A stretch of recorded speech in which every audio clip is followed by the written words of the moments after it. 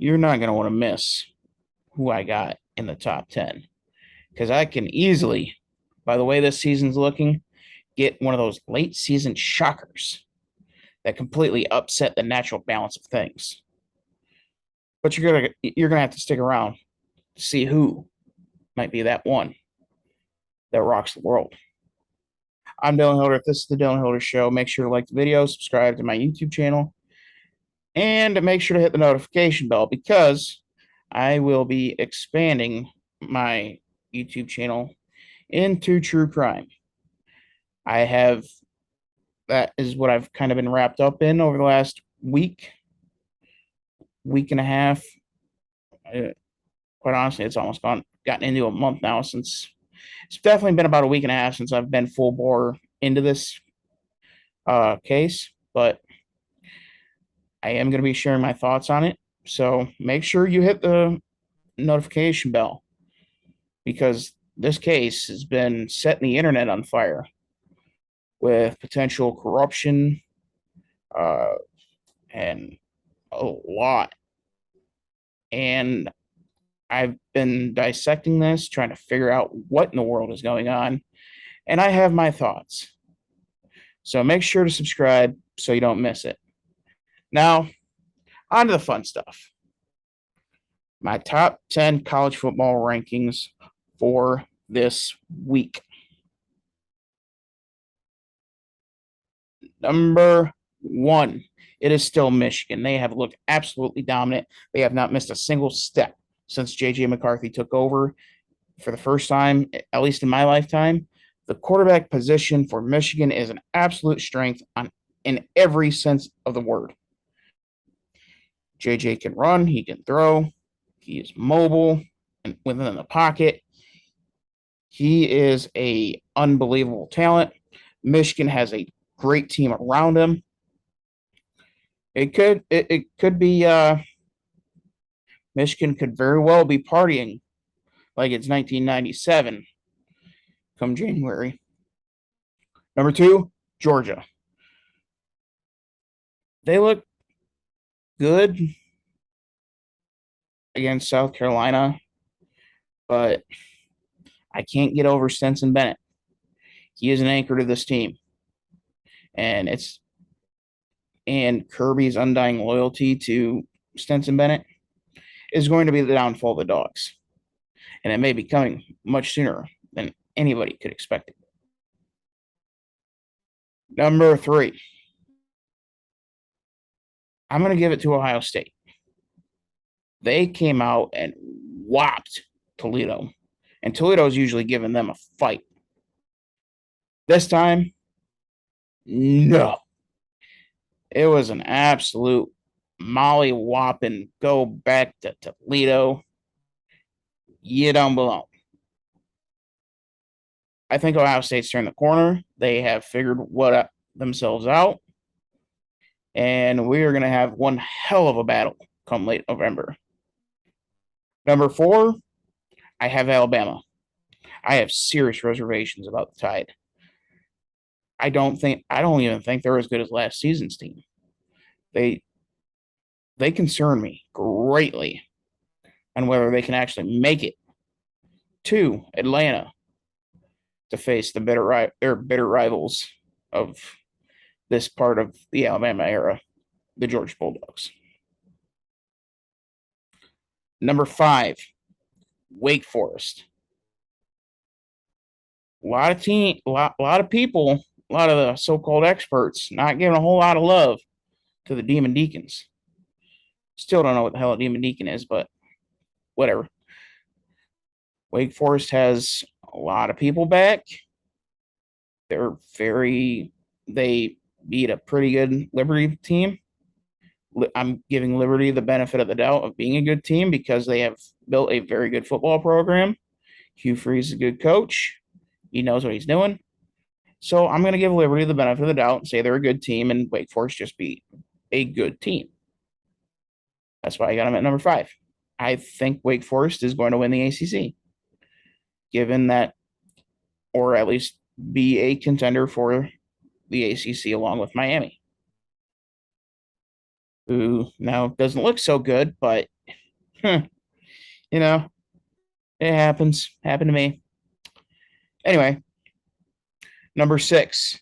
This is the world rocker, the game changer, the reality bending team that could upset the natural balance of order of the planet. Kentucky.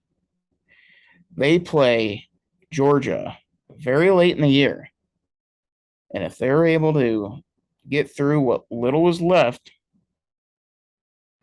of the SEC East, because the SEC East is not that good, it is Florida, Georgia, Kentucky, and maybe Tennessee if they catch them in the right spot.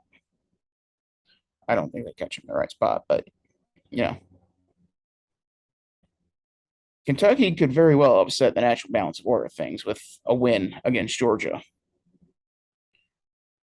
and then insert themselves into Atlanta. They got the better quarterback. Who knows?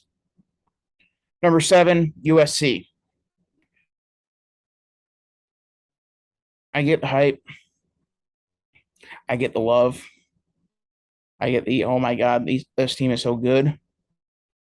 But we're not going to know until bowl season because the Pac 12 is absolutely garbage. It ain't good. The I, Now, I don't think that the Pac 12 is very good at all. I don't think the Big Ten West is very good at all. That's why I'm not very impressed with Washington's win over uh with the win over Michigan State. And I know I said West, but the Big Ten passed Penn State. I don't I had my concerns about Michigan State as soon as I saw them struggle a bit early in the year. So I and then Washington State beating Wisconsin. Not surprised. Not very surprised. Past the After Penn State, I don't think the Big Ten's very good, but at least the Big Ten has 3 teams that I can say is good, if not contenders. Pac-12 has none. USC is the only one that I could say contender, and when you only got one contender, that's not good. Number 8, Oklahoma State. They're in an identical situation. I don't think they're as good as USC. I don't think they're definitely not as flashy as USC. I think they're a good team in a bad conference, and they're just not going to have the firepower to be able to get up there with their resume. Number 9, Clemson. Clemson is in that panel of they got a good team with the wrong quarterback. Klubnik should be the starter. Uyunglele, he's okay. It's the same situation as Cade McNamara at Michigan. You're at the wrong place at the wrong time, dude. Just unfortunate. Number 10, Penn State. Mollywopped Auburn. Very impressed with them. I thought Penn State would beat Auburn. I didn't expect that kind of beating. So maybe Penn State's the one that could upset the natural balance of things and completely throw my list for a loop because they got both Ohio State and Michigan on the schedule. I know they got one of them at home. I don't remember which one. I believe it's Ohio State at home. I could be wrong though, but I think it's Ohio State at home. And that's going to be Penn State's not going to go away quietly. I'll put it that way.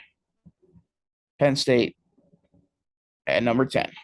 So that's my number 10. As I said, make sure to like the video, put down below what is your top 10? How much do you disagree with me?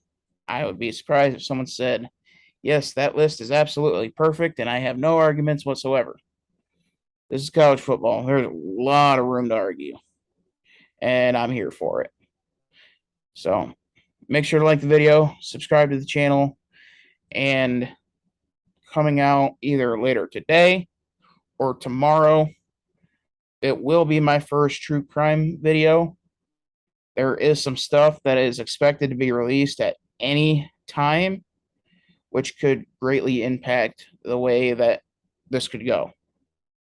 So make sure to hit the notification bell so you don't miss this, because this channel is about to get explosive.